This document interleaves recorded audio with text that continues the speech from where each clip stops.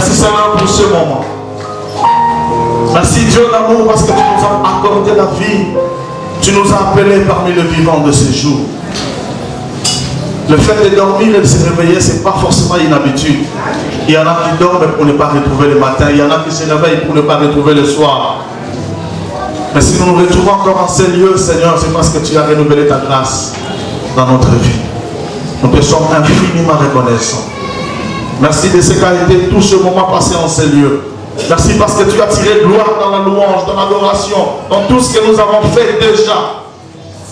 Et merci de continuer à tirer gloire dans cette autre étape. Nous voulons écouter ta parole, Seigneur. Je ne suis qu'un messager. Le message n'est pas à moi. Je ne guéris pas, je ne sauve pas. Mais celui qui m'a envoyé guérit, sauve, restaure, change de vie. Seigneur, merci de confirmer ta parole en ce matin.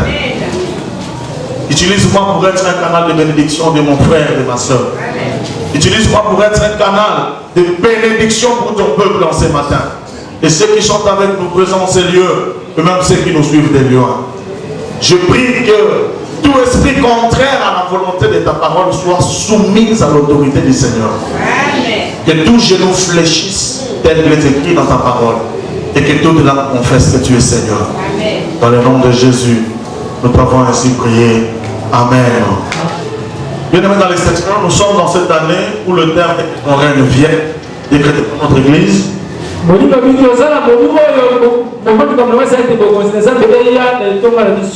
Et en cette année, nous disons l'année de la manifestation de la puissance de Dieu. Nous désirons vivre la manifestation de la puissance de Dieu dans notre vie. Je suis très content parce que ce matin nous avons eu un bon témoignage d'un bien-aimé qui a vécu la manifestation de la puissance de Dieu dans sa vie.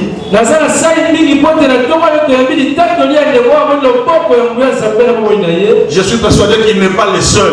D'une manière ou d'une autre, nous sommes en train de vivre du jour le jour la manifestation de la puissance de Dieu.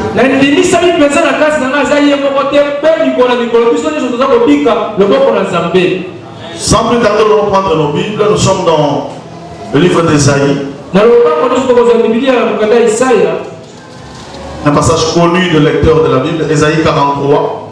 Isaïe chapitre 43. À la maison, vous pouvez lire le tout, mais ici nous prenons d'abord le verset 11 au verset 13. Je disais Ésaïe 43, 11 à 13.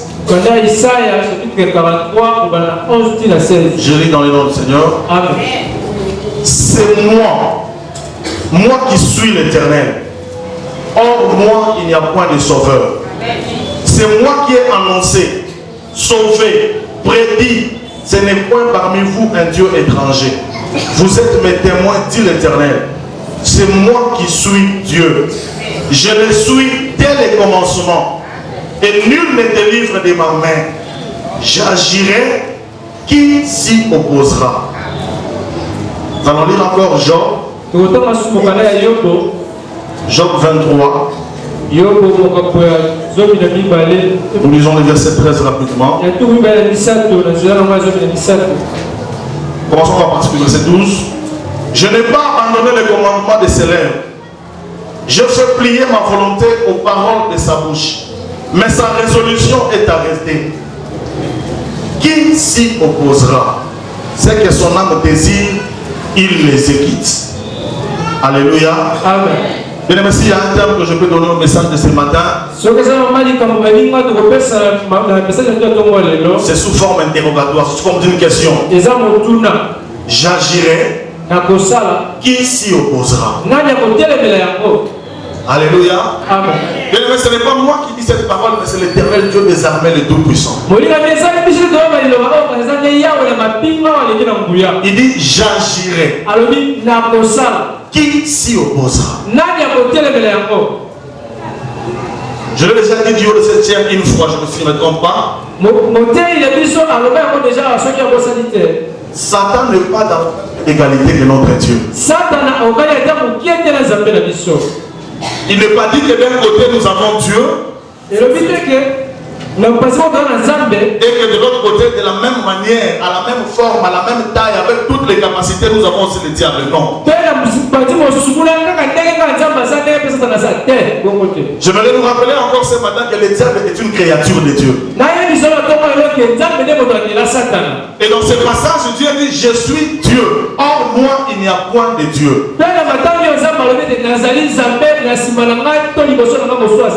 Et dit, je le suis dès le commencement. J'aimerais dire à quelqu'un qu'avant que ce monde ne soit monde, notre Dieu était déjà Dieu. Avant que cette maladie qui te tourmente ne soit maladie, notre Dieu était Dieu.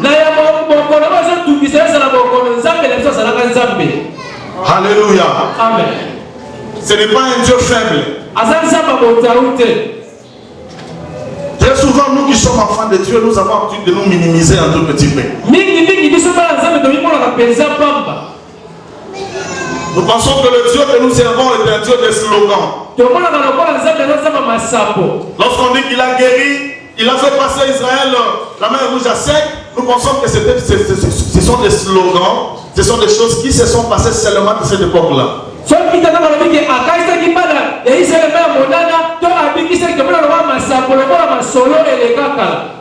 Il est le même hier, aujourd'hui et éternellement.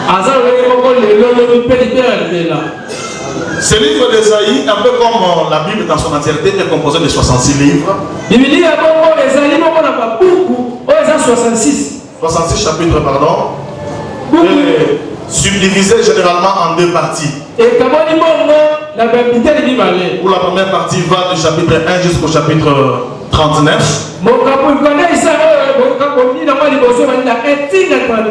Et la deuxième partie va à partir du verset du chapitre 40 jusqu'à la fin.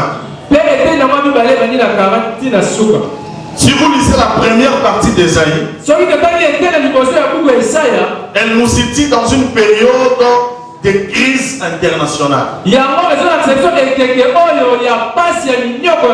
Où nous voyons Ésaïe qui va recevoir la vision ou la prophétie sur Juda et Jérusalem.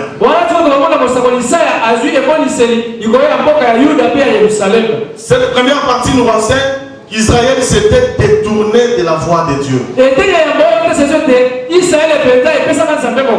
le pays vivait dans une corruption totale. Au point que même les cultes étaient profanés.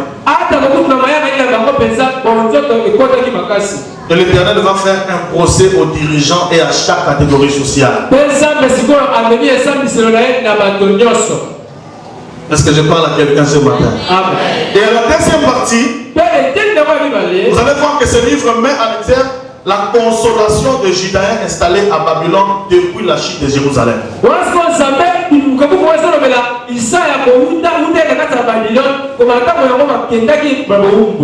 On peut retrouver l'appel, les reproches, les promesses d'Israël qui est de retour en exil.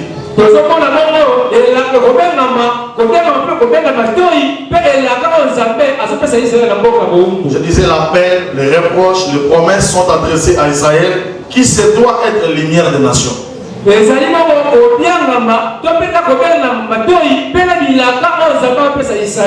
l'Éternel notre Dieu va revenir à Sion pour réconforter son peuple de retour d'exil.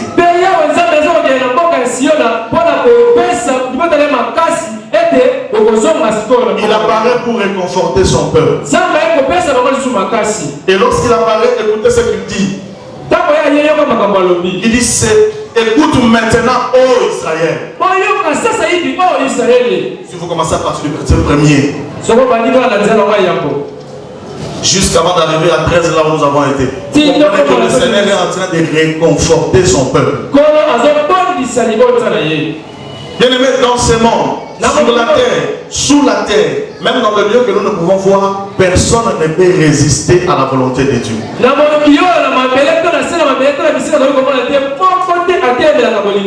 Personne et rien ne peut s'opposer à ce que Dieu décide de faire. Job le dit très bien, il dit, s'il décide, qui peut l'arrêter?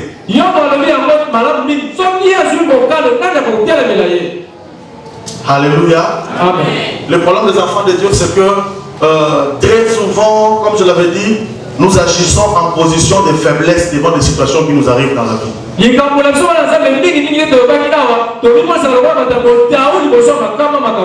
Tu appartiens à un Dieu puissant. Tu appartiens à un Dieu qui connaît toutes choses.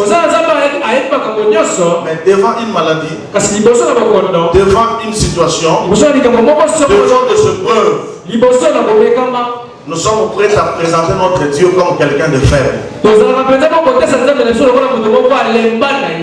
Il y a une phrase que personnellement je n'aime pas très souvent. Où vous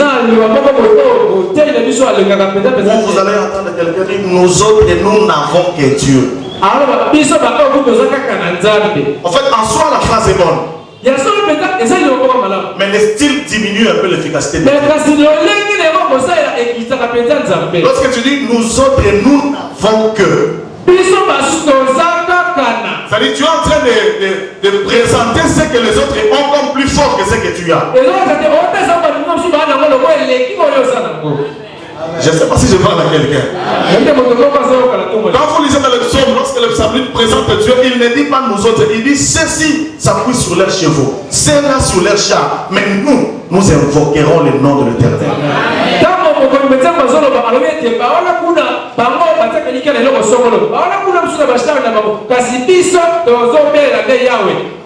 Et parfois quand tu le dis, tu as aussi l'impression de faiblesse. Nous autres, nous n'avons que.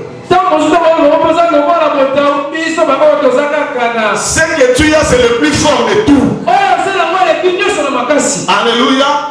Quelqu'un qui supporte une équipe la plus forte ne peut pas dire ça. Il dira nous avons tel.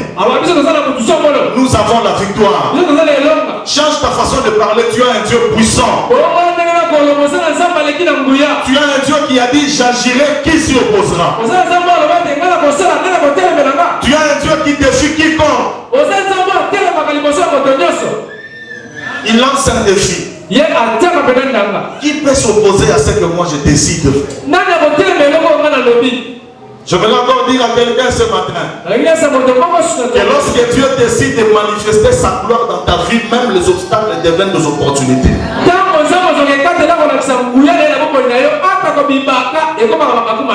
Non, tu ne m'as pas bien compris. Je dis lorsque Dieu décide de manifester sa puissance dans ta vie,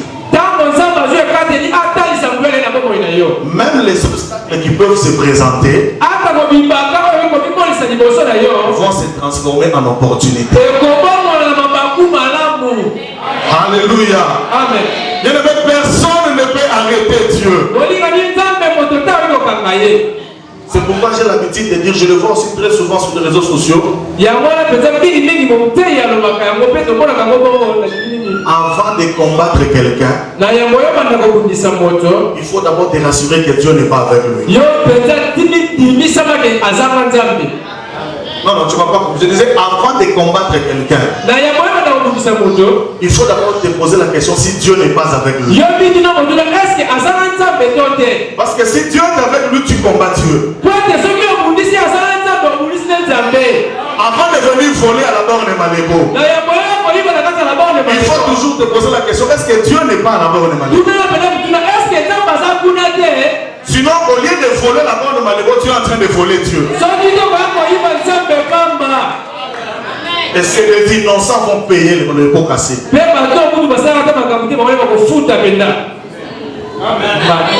Est-ce que je parle à quelqu'un? Il y a certaines personnes qui sont entrées dans des situations difficiles dans la vie à cause de s'engager dans des combats inutiles, sans vérifier. Lorsque quelqu'un a le message de Dieu, il a une vision de Dieu. Ce qu'il est en train de faire a été envoyé par Dieu. Si tu le combats, tu es en train de combattre Dieu. Voilà pourquoi certaines situations sont en train d'arriver dans ta vie, simplement parce que tu as combattu Dieu sans le savoir. Il a dit j'agirai. Qui s'y opposera? Ce matin, nous avons 3 types d'obstacles que nous voulons voir. 3 types d'obstacles qui ont voulu s'opposer à la volonté de Dieu. Dieu avait décidé, mais certaines personnes voulaient encore tenter leurs forces. Le premier type d'obstacle que nous voulons voir ce matin, il s'agit des frères de Joseph. Nous sommes dans le livre de Genèse. Tout enfant de Dieu, aussi saint qu'obéissant, est appelé à passer par le temps de preuve.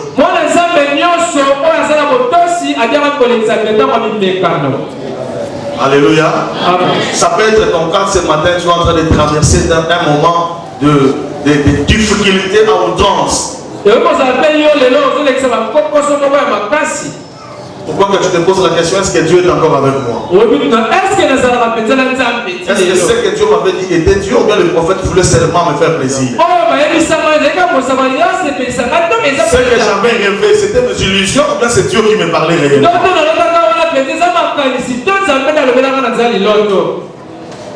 S'il a fait à Joseph, il peut le faire avec toi. La Bible dit qu'il est le même hier, aujourd'hui et éternellement. Nous allons lire dans Genèse 37.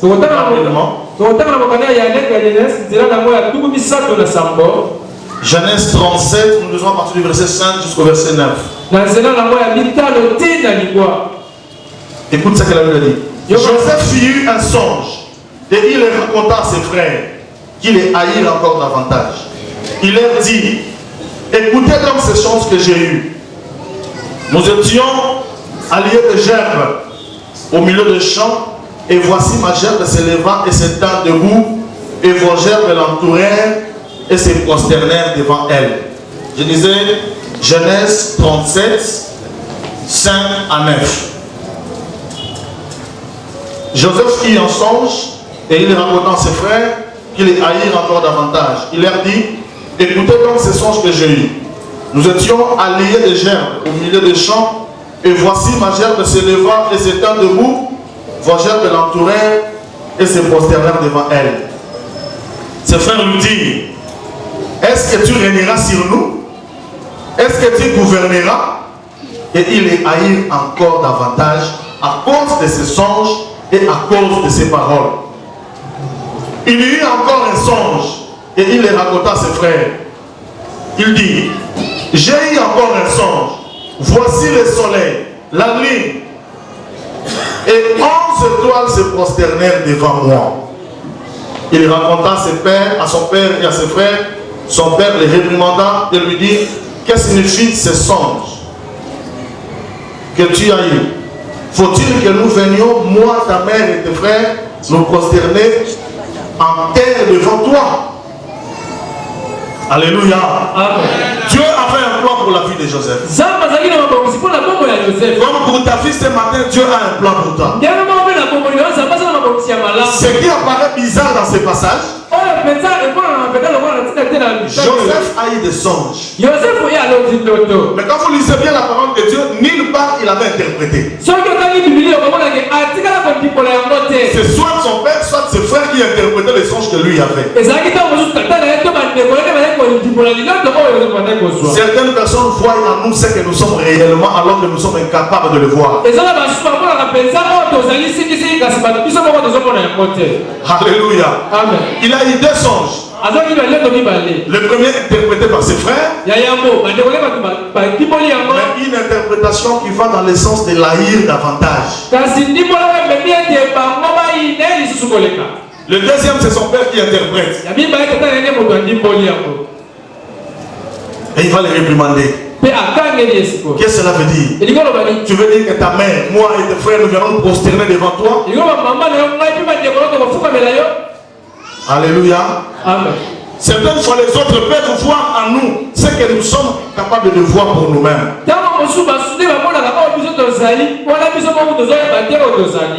Par répétition de songes, Dieu voulait que Joseph garde dans son esprit qu'il avait un plan pour sa vie. Bien-aimé dans le Seigneur, pour ta vie, Dieu t'a révélé plusieurs fois son plan. De plusieurs manières, Dieu t'a révélé ce qu'il veut pour toi. Et très souvent, c'est notre sens d'incrédulité qui agit face à cela. La Bible dit Dieu parle tantôt d'une manière, tantôt d'une autre. Alléluia. Amen. Tu es dans le plan de Dieu. Et Dieu te révèle parfois par des songes. Peut-être par des prophéties. Peut-être par des paroles de connaissance. Mais tu le minimises. Je me souviens une fois, nous étions à l'église à Kinshasa. Une sœur avait un message pour moi. Bon, elle n'avait pas l'habitude de prophétiser. Elle n'était même pas intercesseuse. Elle n'était même pas ouvrière à l'époque. Alors elle était en train d'hésiter. Elle va me poser la question, frère, t'inquiète. Tu es le cadet chez vous? Je dis oui. Vous êtes né à 6. Je dis oui. 2 filles, 5 garçons. Je dis oui. Il dit bon, maintenant je peux te dire le message, c'est vrai. Alléluia. Amen. Combien ont le message de ces gens mais continuent à douter encore de ce que l'Éternel a dit par rapport à son plan?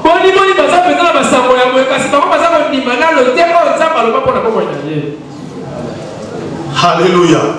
Il n'est pas question d'être ouvrier. Il n'est pas question d'être forcément pasteur. Dieu peut se révéler à toi personnellement. Dieu peut utiliser quelqu'un autre pour te révéler son plan dans sa vie. Et parfois il t'a révélé. Et à cause des difficultés qui t'arrivent, tu commences à douter. Depuis que ce messager, depuis que j'avais reçu ce message, ça va faire aujourd'hui 10 ans. C'est que c'était un faux message. Dieu parle tantôt d'une manière, tantôt d'une autre. Ce que Dieu décide de faire dans ta vie va découpler beaucoup d'ennemis et pas mal de haine autour de toi.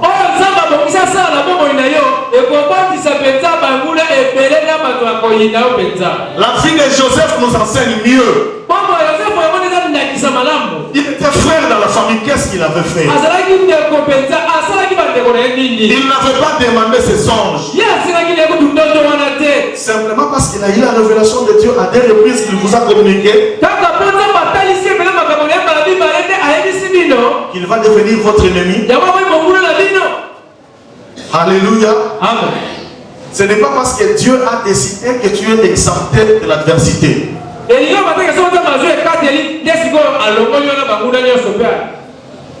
Bien au contraire, lorsqu'il décide de faire du bien, l'ennemi aussi s'élève.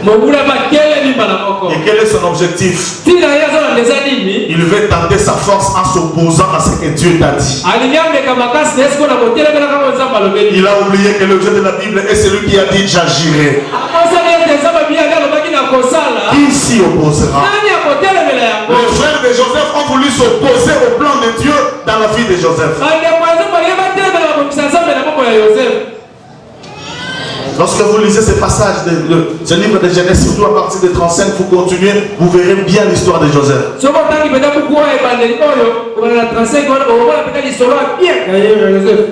Je ne veux pas entrer trop en détail, mais je veux parler de ce qui nous concerne ce matin, l'obstacle qui veut s'opposer à ce que Dieu décide de faire.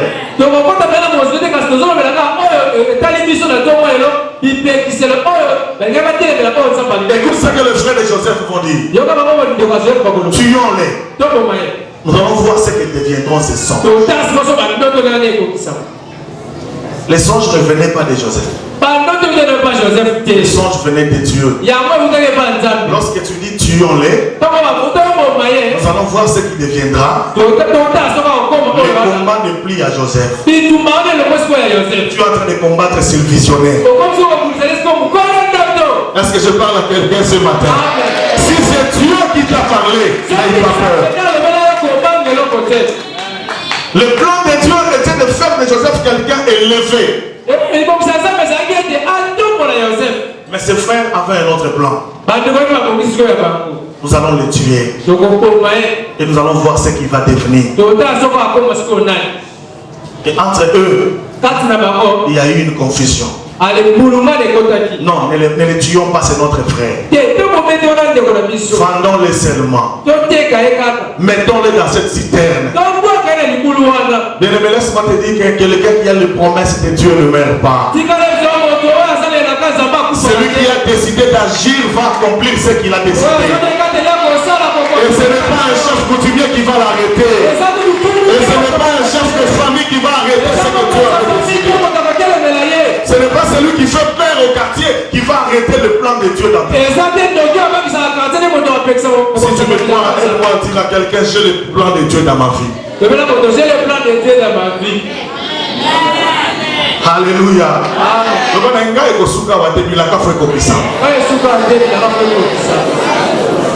Alléluia. Amen.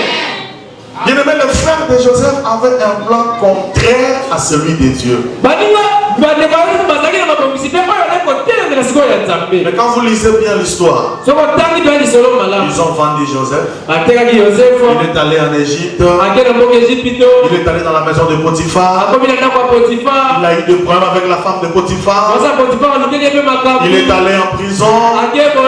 Après la prison, il va retourner encore à la maison pour devenir cette fois la chef. Et quelques temps après, les songes vont se réaliser. Ce qu'il avait rêvé va quitter l'état de l'esprit et va se matérialiser. La trahison de frère de Joseph n'était qu'un escalier, comme j'avais dit ce matin. Laisse les gens te trahir si réellement tu es innocent. Si tu ne connais rien, laisse-les te trahir. Oh, c'est un peu comme Paul a dit, ceci tournera à mon regard.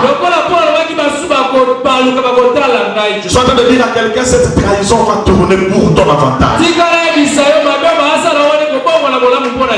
Tu étais dans une entreprise, tu avais un salaire qui ne te permettait pas de nouer les 2 bouts du mois.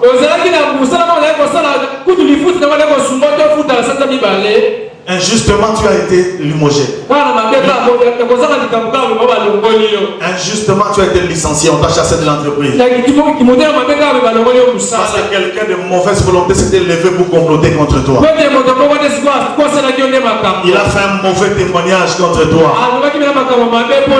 Si réellement tu es innocent, garde silence, l'Éternel est en train de combattre. Et là où le Seigneur va t'amener est 20 fois meilleur que là où tu étais. Alléluia. Amen. Ils ont vendu Joseph. L'objectif était de mettre fin à ses songes. Tuons-les. Nous allons voir ce que vont devenir ces songes. Non, ne les tuons pas, vendons-les. Mais toujours l'objectif, voir ce que les songes vont devenir. En les vendant, ils étaient en train d'accomplir. Il y a des ennemis facilitateurs. Il croit s'opposer, mais il est en train de faciliter le chemin. Il pense s'opposer, mais il est en train d'arranger le chemin. Est-ce que je parle à quelqu'un ce matin? Joseph n'avait rien fait. Bien aimé, dans ce monde, là où tu travailles, même à l'église, là où nous sommes, il y a des innocents. Il est béni de la manière dont il est béni, lui-même ne connaît pas. Simplement parce qu'il est fidèle à Dieu. Et Dieu a accompli sa parole. Il a dit, j'ordonnerai à la bénédiction de te suivre. Maintenant, quand tu vois quelqu'un, la bénédiction le suivre, au lieu de chercher à le tuer, au lieu de chercher des poisons, au lieu de chercher à mettre fin dans sa vie, bien aimé dans le Seigneur, sache que tu es en train de combattre les vies. Et c'est celui qui a dit, j'agirai. Qui s'y opposera? Alléluia. Amen. Lorsque tu lis dans Genèse toujours, 45, lisons rapidement, le verset 26. Autant que Genèse 45, verset 26. Genèse 45, le verset 26. Écoutez ce que la Bible dit. Il lui dit, Joseph vit encore, et même c'est lui qui gouverne tous les pays d'Égypte. Qui a dit ça? Ce sont les mêmes frères de Joseph qui l'avaient vendu. Lorsque vous lisez l'histoire, vous allez vous rendre compte qu'il y a une période, il y avait tellement une famine qu'ils ne pouvaient plus supporter. Ils étaient allés chercher à manger en Égypte, ne sachant pas que là, le gouverneur, c'est leur frère qu'ils avaient vendu. Le même frère, lorsqu'ils ont vendu Joseph, ils sont dit à leur père, Joseph est mort. Une peste féroce. Ils ont apporté la tunique de plusieurs poulets remplis de sang. Son père, là où il était resté, toute sa vie, il savait que Joseph était déjà mort. J'aime ce scénario. Le même personne qui annonçait que Joseph était mort, ce sont les mêmes qui viennent dire Joseph vit encore. Oh, le temps arrive où les gens vont citer des noms et vont dire il vit encore. Je ne sais pas si je parle à quelqu'un. L'heure arrive où ils diront elle vit encore. L'heure arrive où elles diront elle a enchanté. L'heure arrive où elles diront il commence à travailler. Les mêmes personnes qui venaient avec un discours contre un autre discours, ils sont rentrés. Joseph vit encore. Joseph vit encore. Dieu avait un plan pour la vie de Joseph. Et personne ne pouvait s'opposer à cela.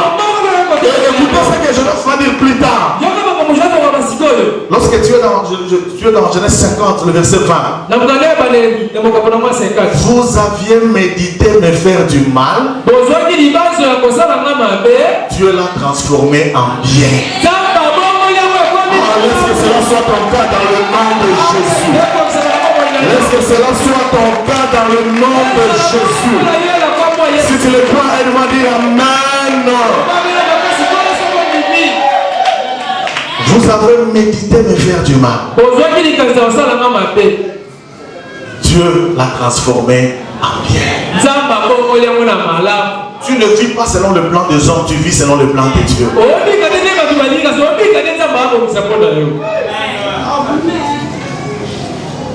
Amen. Deuxième catégorie ou deuxième type d'obstacle. Il s'agit de la sortie des enfants d'Israël en Égypte et l'opposition de Pharaon. Ça m'étonne jusqu'aujourd'hui, il y en a qui vont chercher les fétiches en Égypte. Alléluia. Lorsque vous lisez Exode 3, 7 à 8,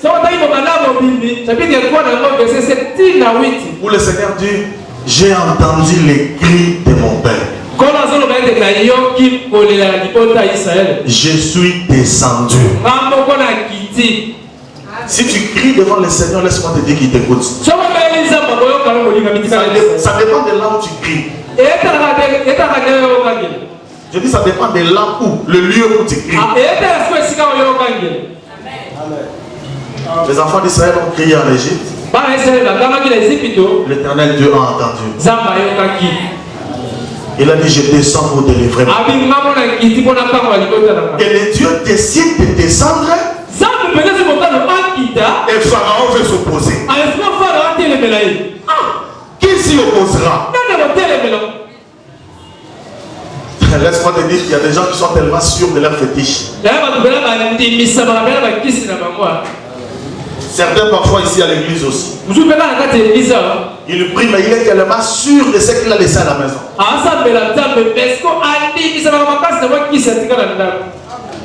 Salomon ne pouvait pas, Pharaon ne pouvait pas s'imaginer de ce qui était arrivé. L'Éternel décide de livrer son peuple.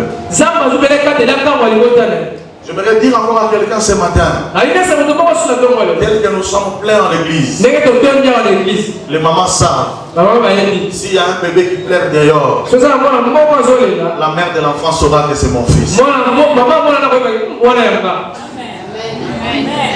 Les mamans vraies ou faux? Un jour, la mère connaît la voix de son enfant.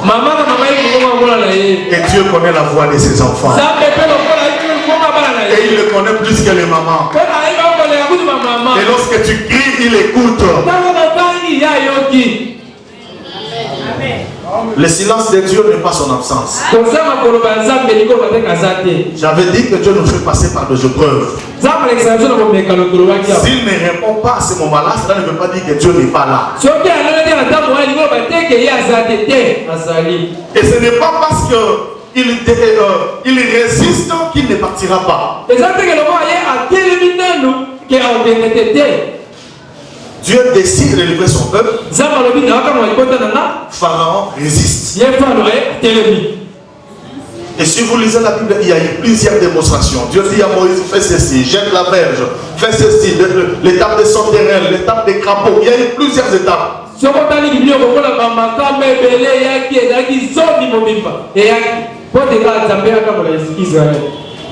Et Pharaon ne voulait pas céder. Il y a des esprits comme ça qui sont tellement têtus. Il y a certaines maladies qui sont tellement têtues. Ceux qui pratiquent l'intercession savent, il y a des démons où tout passe, vous chassez jusqu'à vous casser la voix, il refuse de partir par un moment, mais finalement il partira.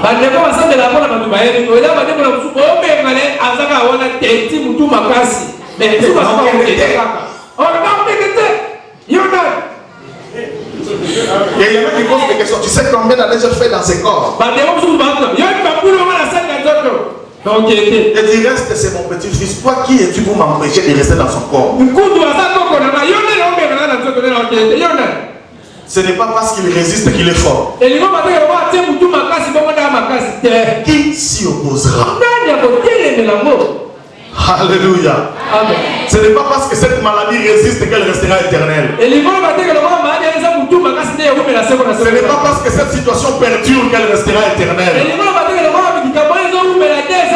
Ce n'est pas parce que cette pauvreté t'a tellement envahi qu'elle restera éternelle. Écoute maintenant, oh Israël, le Dieu qui t'a créé, le Dieu qui t'appelle par ton nom, il dit, je te connais, tu es à moi, j'agirai, qui s'y opposera? Et quand vous lisez bien la Bible, vous allez voir à chaque fois que Moïse et Aaron faisaient quelque chose, Pharaon aussi cherchait à faire venir ses magiciens pour essayer de faire quelque chose de semblable.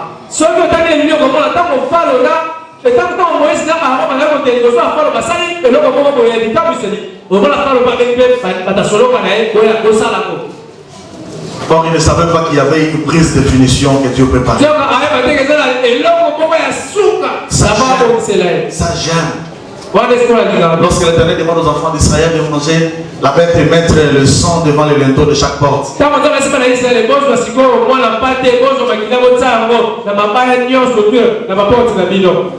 Il dit, quand je verrai les sangs, je passerai outre. Mais chez les Égyptiens, je frapperai tous les premiers-nés. Commençant par le premier-né qui est dans la maison de Pharaon. Vous savez, c'est en méditant ce passage que j'ai compris ce qu'on appelle deuil national. Le deuil national qu'il a eu en Égypte, ça veut dire dans chaque maison il y avait deuil. Personne ne pouvait consoler l'autre parce que partout il y avait deuil. Et celui qui a dit j'agirai, qui s'y opposera, est allé jusqu'au niveau des animaux. Tous les premiers-nés. Deuil national. Chaque matin. Lorsqu'on cherche à s'opposer à Dieu, il faut s'attendre à de telles sortes. Alléluia. Amen.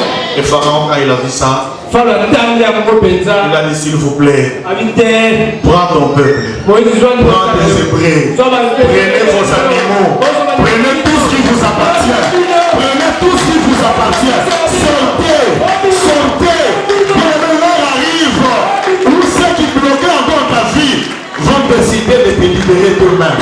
S'il te plaît, vas-y, je ne peux plus te contenir, je ne peux plus. Celui qui te connaît par ton nom est descendu. Il a dit j'agis. Qui s'y opposera? Qui peut s'opposer à Dieu? Alléluia. Amen. Toutes les familles étaient endeuillées. Prenez vos frères, sortez s'il vous plaît. Alors que plusieurs fois, quand vous lisez en arrière, vous allez remarquer, Dieu a envoyé aisément Moïse et Aaron aller lui dire laisse aller mon peuple, comme c'est le terme avec les 3 soirées de la Genèse. Laisse aller mon peuple, les gens qui allaient le servir. Pharaon voulait tenter encore cette histoire, ces magiciens. Tu as une maladie qui a longtemps duré. On t'a amené ça et là.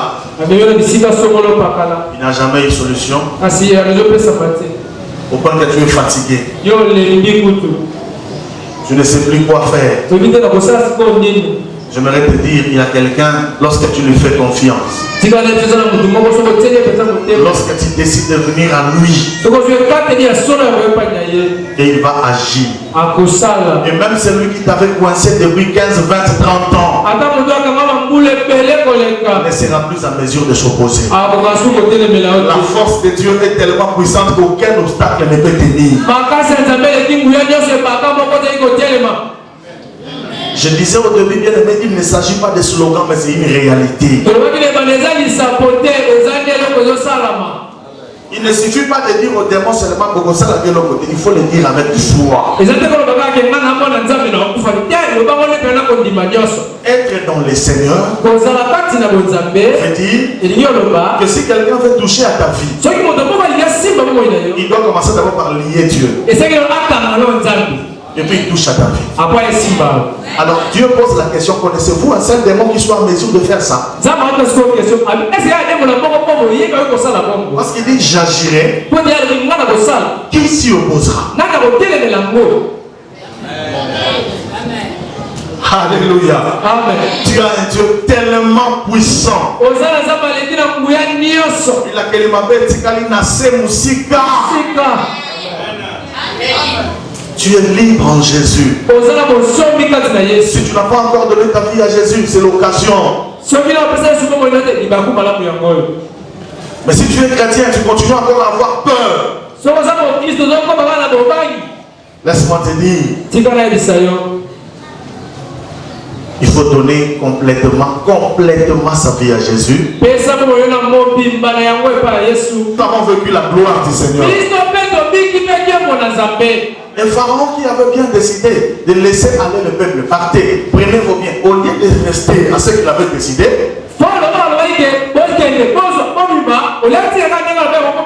il dit non,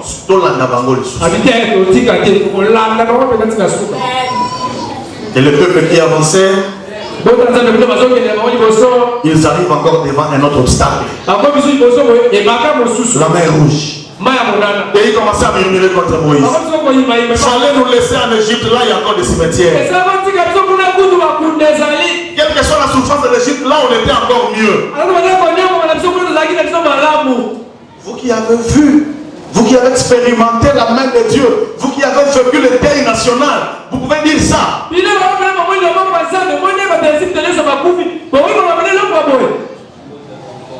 Alléluia. Amen. Alléluia. Amen. Parce qu'ils ont vu la mer. Malgré qu'ils avaient vu ce que Dieu avait fait, mais la mer était impossible. Parce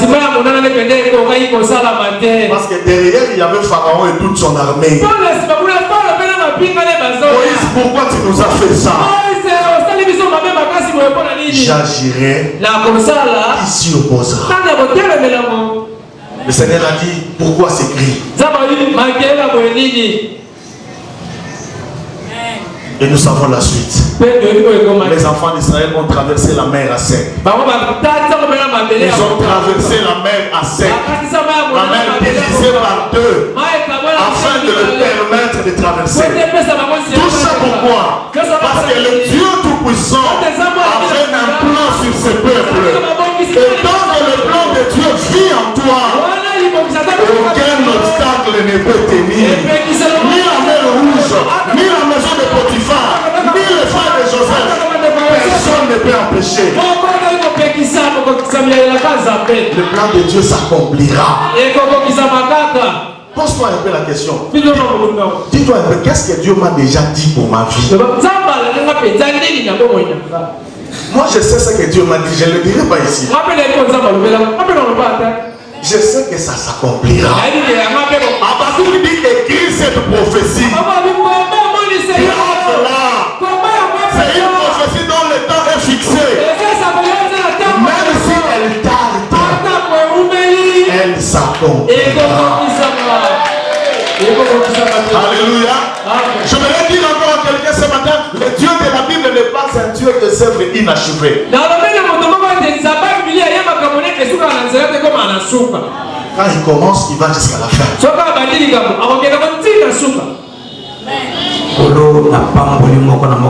Béni au nom précieux de Jésus. Bien-aimé, ce qui nous a s'opposer. C'est que grâce à Nzambe et à la partage. Est-ce que vous allez dire pourquoi ce effondrement? On se voit comme un obstacle. Et ça qui bon à mais mon destiné aux alliés bénis. C'est que au lang Nzambe et à la partage. C'est que moya crainte et à connaissance et à la partage. Nzambe a son centre dans la catégorie sainteté. La catégorie obéissance à parole. Vous pouvez s'attacher au Seigneur afin de vivre une destinée meilleure au nom de Jésus. Amen.